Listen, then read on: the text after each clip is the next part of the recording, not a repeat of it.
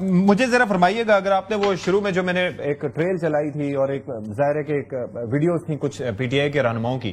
ایک جانب تحریک کے لیے جا رہے ہیں، محرم کے بعد 10 محرم کے بعد تحریک شروع ہونا تھی، اب 5 اگست کو جلسے کی بات کی جا رہی ہے، جب نقطہ عروج تک پہنچنا تھا علی امین گنڈا پور صاحب درمیان میں 90 روزہ ایک فارمولا لے کے آگے، اس کنفیوژن کے ساتھ کیا امپریشن آپ کو ملتا ہے شوکت یوسف زئی صاحب کہ کوئی تحریک چل پائے گی یا کوئی کیا مقاصد جو ہوں گے حاصل کر پائے گی؟ دیکھیں، بالکل تحریک چلے گی اور کارکن نکلیں گے، اور یہی کوشش ہو رہی ہے کہ ایک پرامن سیاسی جدوجہد جو ہے وہ اس کو جاری رکھا جائے۔ یہ تو کہا جاتا ہے کہ جی پرامن جدوجہد کی اجازت ہے۔ آپ مجھے بتائیں کہ ہم نے جو تحریکیں چلائی ہیں، ہماری طرف سے کس بلڈنگ کے اوپر حملہ ہوا ہے کہ ہمیں اس بلڈنگ کو چھڑانے کے لیے جو ہے نا ہمارے اوپر آنسو گیس، شیلنگ، پتہ نہیں کیا کیا،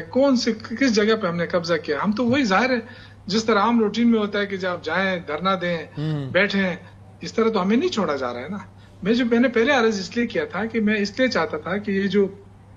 9 مئی کے واقعات کا اگر پوری انویسٹیگیشن ہو جاتی نا تو پوری پارٹی کو اس طرح وہ آپ کا پوائنٹ آ گیا تھا، لیکن شوکت صاحب the question here is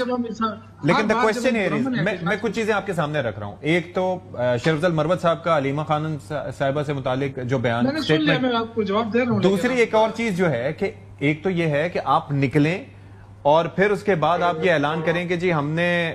کوئی اس کے علاوہ پرتشدد نہیں ہونا، اور پھر اگر ریاست کارروائی کرے تو ایک اپنی جگہ ہے، لیکن ابھی تو اس بات پہ اتفاق نہیں ہو رہا۔ 10 محرم کو گزرے وقت ہو گیا ہے، 90 روزہ فارمولا بیچ میں آ گیا، اب کہہ رہے ہیں 5 اگست کو نکلیں گے، پہلے اتفاق تو ہو کہ کب نکلیں گے؟ نہیں، دیکھیں 5 اگست کو تو بالکل یہ تو شروعات ہو جائے گی، اور 90 دن کا مقصد یہ کہ ہم سیاسی طور پہ اس پہ جدوجہد جاری رکھیں گے۔ 90 دن تک ہم مسلسل جدوجہد جاری رکھیں گے، ہو سکتا ہے سڑکوں پہ ہوں، ہو سکتا ہے مطلب یہ تو 5 اگست کو ہی پھر سارا کیلکولیشن ہو جائے گی نا۔ تو میں کہنے کا مقصد یہ ہے کہ دیکھیں ہمیں ایک سیاسی جدوجہد کرنے کی اجازت دے دی جائے۔ اگر آپ جمہوریت کی بات کرتے ہیں، اگر آپ ووٹ کو عزت دینے کی بات کرتے ہیں، اگر آپ ہر دفعہ یہ کہیں گے کہ نہیں جی جن کو سزائیں ہونی تھی ان کو تو ہو گئی لیکن باقی پارٹی بھی جو ہے نا وہ بھی اسی طرح ہے، تو میں یہ کہہ رہا ہوں کہ اس طرح نہیں ہونا چاہیے۔ پولیٹیکل پارٹی ہے جس کے ساتھ پاکستان کی عوام جڑی ہوئی ہے۔ آپ نے دیکھا کہ انڈیا پاکستان کا جب ایشو آیا تو ساری قوم پھر کھڑی رہی نا اپنی فوج۔ کیا پی ٹی آئی نہیں کھڑی تھی؟ کیا پی ٹی آئی نے کوئی الگ جماعت بنا کے کھڑی تھی کہ نہیں ہم اپنی فوج کے ساتھ نہیں ہیں؟ مجھے یہ بتائیے گا، آپ ایک بڑے پارٹی کے ساتھ مخلص کارکن ہیں اور رہنما بھی ہیں، 26 نومبر کو آپ بڑے دل گرفتہ تھے جس طریقے سے پارٹی نے سچویشن کو ڈیل کیا۔ ابھی خرم ذیشان صاحب کا واقعہ آپ کے سامنے، آپ سمجھتے ہیں کہ کارکنان کے ساتھ، لائر ورکرز کے ساتھ پارٹی میں ٹھیک سلوک روا رکھا جا رہا ہے؟ دیکھیں میری بات سنیں، میں نے بھی اپلائی کیا تھا اور نہیں ہو سکا، اور ٹھیک ہے، لیکن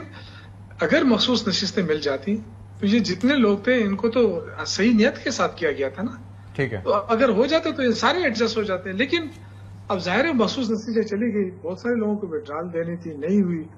اور یہ میں کہوں گا کہ اس میں پارٹی کا بھی تھوڑا سا وہ ہے کہ ڈسپلن کا فقدان بھی ہے، اور میں بار بار کہتا ہوں کہ میرے اوپر چیزیں آتی ہیں لیکن بہرحال میں کہہ دیتا ہوں ڈسپلن تھوڑا سا لانا پڑے گا۔ پارٹی بہت بڑی ہو گئی ہے اور لیڈر جیل کے اندر ہے، تو اب ڈسپلن کے بغیر پارٹیاں نہیں چل سکتی، ڈسپلن لانا ہوگا۔